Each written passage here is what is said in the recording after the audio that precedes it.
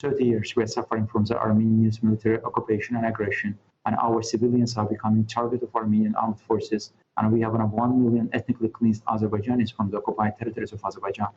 And therefore, Azerbaijani armed forces are taking with counter-actions and counter-attacks to first repel Armenia's provocations and further acts of aggression against Azerbaijan and enforce Armenia to peace. Because a peaceful negotiation process is also failing because of the deliberate and the destructive attitude of Armenia. Currently, we don't have a real negotiation that's mediated by the OSCE Minsk Group co-chairs. And therefore, here first is ensure security and safety of Azerbaijani civilians who are living in close in proximity to the line of contact area. In the meantime, to ensure liberation of Azerbaijan's occupied lands from Armenia's occupation that lasts more than 30 years. So therefore, UN Security Council resolutions demand immediate, unconditional, and full withdrawal of Armenian troops from the occupied territories of Azerbaijan. So far, it's not also implemented by Armenia. And they continue to attack Azerbaijani civilians. And Azerbaijani refugees and IDPs, they have a right to return back to their sovereign lands. Because of Armenia's occupation, they can't return back. Well, the Armenian Foreign Minister, Zohrab Mnatsakanyan, has told Al Jazeera his country will do whatever it takes to defend the region. Nagorno-Karabakh will be defending every single inch of their land and of their security, and Armenia will be the guarantor. These threats of force have been very usual in the parlance of the Azerbaijani government and the regime in Baku. The latest was in the United Nations General Assembly, and they have just brought this into a practical implementation once again. Once again, they will be repelled.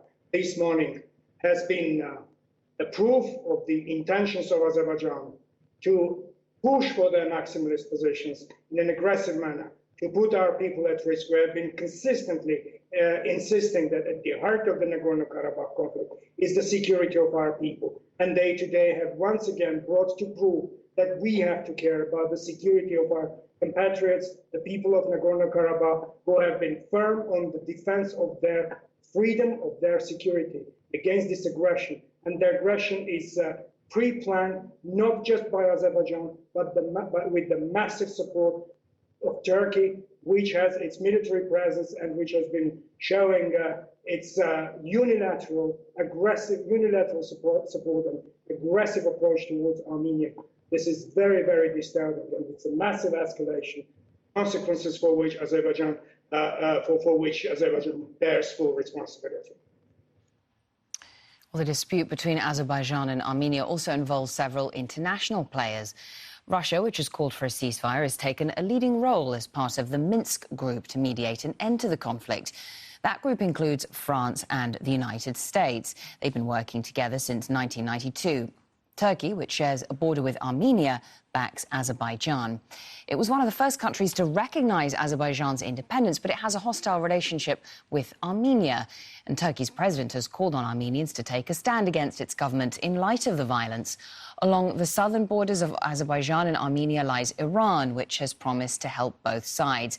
The region is, of course, crucial for oil and gas, and Iran is keen to maintain some sort of stability.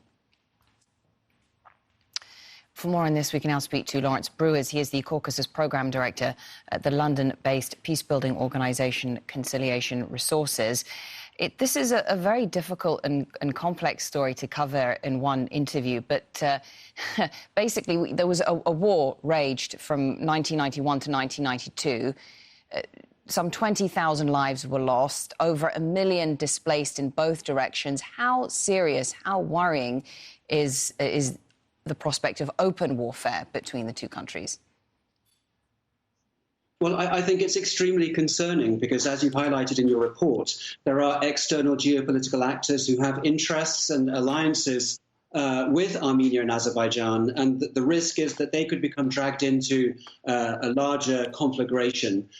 So this latest escalation is deeply worrying. You've highlighted the increased role of Turkey. There are questions about what Russia will do. And I think the longer that the conflict goes on, the more risk there is that external actors will be dragged in and will be facing a more serious conflict. How unique is this piece of territory?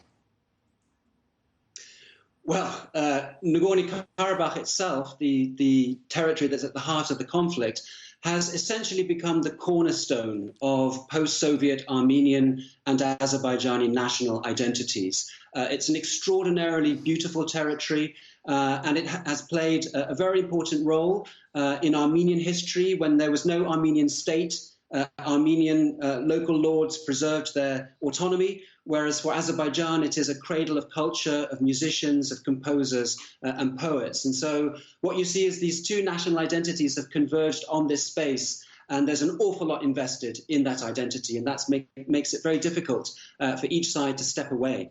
And what's fascinating is that it really lies at a crossroads between Europe and Asia. It brings together the major European empires, the Russians, the Persians, the Ottomans.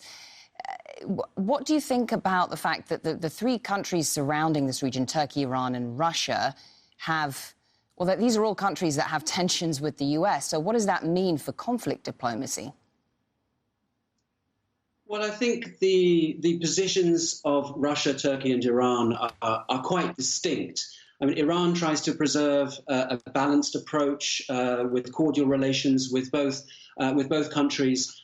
Turkey more in support of Azerbaijan, and Russia formally in a security alliance with Armenia, but also providing weapons to Azerbaijan. I think the impact for relations with the US and Europe is that this conflict is often seen through other policy prisms. It's seen as subordinate and secondary to other agendas, for example, nuclear proliferation in Iran, rather than being seen as a conflict on its own terms. How careful do we have to be in the way we even talk about this, that the language that applies to the conflict? It's incredibly sensitive. You can barely say a sentence about this conflict without crossing somebody's terminological red lines. I think one thing that I would say is that while it does look as though this was an operation mounted by Azerbaijan, it's too simplistic to attribute blame for the violence to one side or the other. Both sides are invested in strategies of coercion, in the use of force to pursue their political goals. And it's, as I said, an extraordinarily sensitive and fraught conflict. Thank you very much, Lawrence Brewers. Appreciate your thoughts on this story.